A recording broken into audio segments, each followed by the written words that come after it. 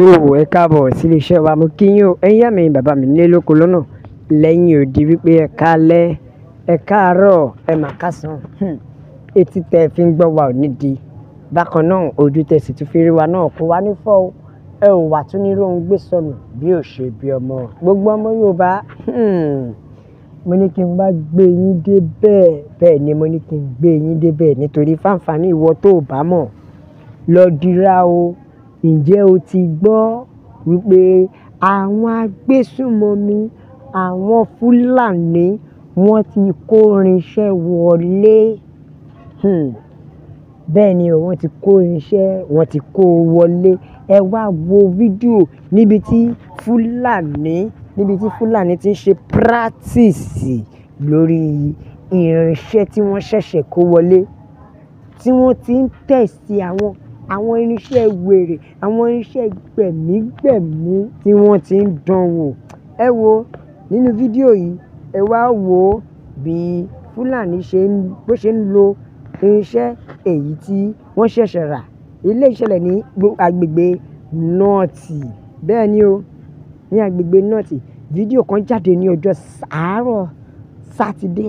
Ẹ wá wo ibi tí agbésùnmọ̀mí tó ṣe gbé anti-aircraft weapon ìbọn kò jọ bí bọ́ǹbù kò jọ bí rọ́kẹ̀tì tó gbé sọ́rùn tó ń kọ́ bó ṣe máa yìn ní location kan ní agbègbè Northern ìyẹn àwọn Northern Elders. Níbẹ̀ ni o, níbẹ̀ láti rí tí Fúlàní afurasí bẹ́ẹ̀ ni tí ó gbé ẹrù yìí tó gbé ìbọn tí ó fi ń ṣe practice. Ẹ jọ̀ọ́ ẹ̀yin èèyàn mi ṣe bá a ṣe máa wò léléyìí pẹ̀lú nǹkan tí arákùnrin yìí gbé tó bá tún lọ́ǹṣì eléyìí ikú ni kò ṣàrùn, ikú ni o kò kí ń ṣàrùn. Torí ẹ̀ la ṣe ń pariwo pé gbogbo ọmọ Yorùbá ẹ jẹ́ ká jí, ẹ jẹ́ á jí, ẹ jẹ́ á jí, ẹ jẹ́ á jí lójú oorun. Èyí tá a ṣẹrú ti tó. Bẹ́ẹ̀ ni èyí tá a ṣẹrú ti tó. Ẹ wá gbọ́, one of the men asked another, "Hey bro, have you ever used anti-aircraft gun before?" Pé ṣé o ti lo irú ìbọn yìí tẹ́lẹ̀? Ìyẹn bá ní àbẹ́ẹ̀ ni o. Òun ni I shot down 3 jets. Ẹ gbọ́, òun lòun fi ìkíní òun fi pa jẹ́ẹ̀tì, òun fi ba jẹ́ẹ̀tì mẹ́ta jẹ́ jet pẹ̀lú anti-aircraft weapon yìí ní Northern Nigeria. Ṣé ẹ rí i pé àwọn arábì wọ́n fẹ́ máa fi ọ̀ọ́kán wọ́n fẹ́ máa já àwọn bàálù, wọ́n fẹ́ máa já wọn bọ́. Ara ń tà sọ nìyí. Gbogbo ọmọ Yorùbá ẹ jẹ́ á ronú, ẹ jẹ́ ká ronú. Ẹ má jẹ́ kó dìgbà tí wọ́n bá pa wá tán ká tó mọ nǹkan tó kàn. Yorùbá ẹ jí ẹ má sùn. Yorùbá ẹ jí lójú oorun. Bẹ́ẹ̀ ni ẹ jí lójú oorun. Ẹ wo Yorùbá nation la fẹ́, òmìnira ilẹ̀ Yorùbá òun ló jẹ wá lógún. Ẹ jẹ́ ká tẹ̀jíṣẹ́ àwọn èèyàn bẹ́ẹ̀ nìkan jẹ́ pé wá o. Ó ní ẹjọ́ federal government àti state ẹ wò ó, ẹ má mú ọ̀rọ̀ yìí ní kékeré o. Ẹ má mú ọ̀rọ̀ yìí ní kékeré nítorí bí bẹ́ẹ̀ kọ́ a lè sọ wípé kò ní ṣe bẹ́ẹ̀ kó jẹ́ pé èrò ọkàn wọn kan ló ti fi style ṣe ni. Bẹ́ẹ̀ nìkan jẹ́ kó wá. Oníjọ́ wo ni orílẹ̀-èdè Nàìjíríà fẹ́ tó bọ́ lọ́wọ́ àwọn ọ̀dájú ènìyàn yẹn? Bẹ́ẹ̀ ni ìjọ́ wo ló fẹ́ tó bọ́? Àwọn Mùsùlùmí ti wá ń darí báyìí débi wípé mi ò rò bóyá Prophet Muhammad gan mi ò rò bó rán wọn iṣẹ́ dé gbogbo bíbà àbí ká sọ pé àwọn ọmọlẹ́yìn Prophet Muhammad ni wọ́n display irinṣẹ́ ẹ tún máa gbọ́n tẹ́lómi sọ oníṣẹ́ ẹ fẹ́ gbọ́ agbésùnmọ̀mí lè ṣe the bandits can do more than training with an anti-craft gun as long as the government don't do anything. Tó túmọ̀ sí pé wọ́n ń ṣe training tó dẹ̀ jẹ́ pé ìjọba ò dẹ̀ rí kankan ṣe sí. Bẹ́ẹ̀ ni ìjọba ò rí nǹkan kan ṣe sí i, wọ́n ti gbalẹ̀ mọ́ wa lọ́wọ́. Gbogbo ọmọ Yorùbá ẹ jẹ́ á ronú. Yorùbá nation là fẹ́, òmìnira ilẹ̀ Yorùbá òun ló jẹ wá lógún. Bẹ́ẹ̀ ẹ tún já ka àtẹ̀jíṣẹ́ àwọn èèyàn.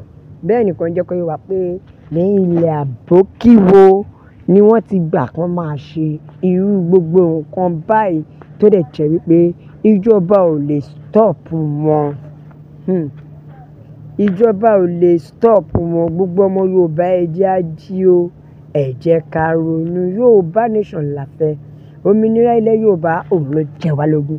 Ẹ jẹ́ kí n gbé yín débẹ̀. Ìkànnì wàláì mi ìṣílé yín wá, Nàìjíríà ni mo ṣì yà. Ẹ gbọ́, I'm telling you, I blame myself why they born me for this Nigeria. Fail leaders. Ẹ gbọ́, ṣó sílé ayé wa lóòótọ́ ni? Kò sílé ayé wa. Orílẹ̀-èdè ló kọ́ ṣì yà.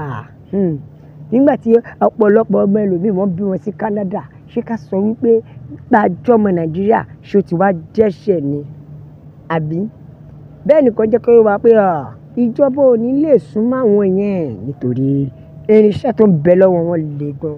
Ó ní ṣùgbọ́n tó bá jẹ́ pé àwọn ọmọ Yahoo ni wọ́n á ti bù wọ́n so lọ́tùn lósì, wọ́n á ti máa pariwo, wọ́n á ti máa ṣe bó ṣe wù wọ́n.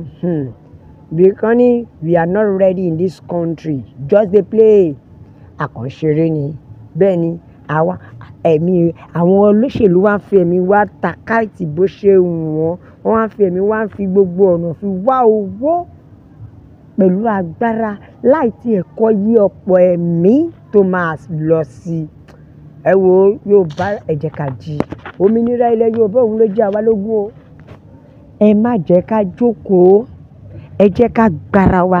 Ẹ jẹ́ á gba orílẹ̀-èdè wa là kúrò lọ́wọ́ àwọn agbésùnmọ̀mí. Yorùbá nation ló lè ṣe. Òmìnira ilẹ̀ Yorùbá òun ló jẹ wá lógún. Ẹ jẹ́ ká ka àtẹ̀jíṣẹ́ àwọn èèyàn sí. Ẹ jẹ́ á tún gbọ́ ohun tí àwọn ènìyàn sọ. Bẹ́ẹ̀ nìkan jẹ́ kó yé mi o.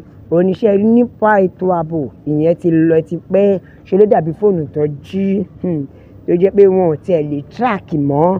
Òun lọ̀rọ̀ àwọn agbésùnmọ̀mí. Nítorí tó bá ti dé orí ọ̀rọ̀ ètò ààbò ó ti tán. Àwa gan mọ̀ pé ó ti tán. Àwa gan a mọ̀ pé ó ti tán. Ẹ wo gbogbo ẹ̀yin ọmọ Yorùbá. Yorùbá nation ló lè ṣe. Òmìnira ilẹ̀ Yorùbá òun ló jẹ wá lógún. Nílé lóko lọ́nà lẹ́yìn odi, ẹ bá mi bó kó lọ fà. Ẹ like, ẹ share, ẹ subscribe, ẹ bá ń tẹ̀ sójú ẹ̀jọ̀. Ẹ jẹ́ ó yé àwọn èèyàn lọ́tùn lósì pé Yorùbá nation nìkan ni ọ̀nà àbáyọ. Ni mo fi sọ pé a ó máa bẹ ọ̀bẹ ẹni bẹ iṣu ni. Àtẹ́lẹsẹ̀ yóò máa bẹ náà wò. Gbogbo ẹni tó wá láwọn ní dé ńkọ́, òun máa láwọn ní dé bá. God bless Yorùbá nation. Ọlọ́run á bùkún orílẹ̀-èdè mi o. La fi ń kí yín pé ó dàbọ̀.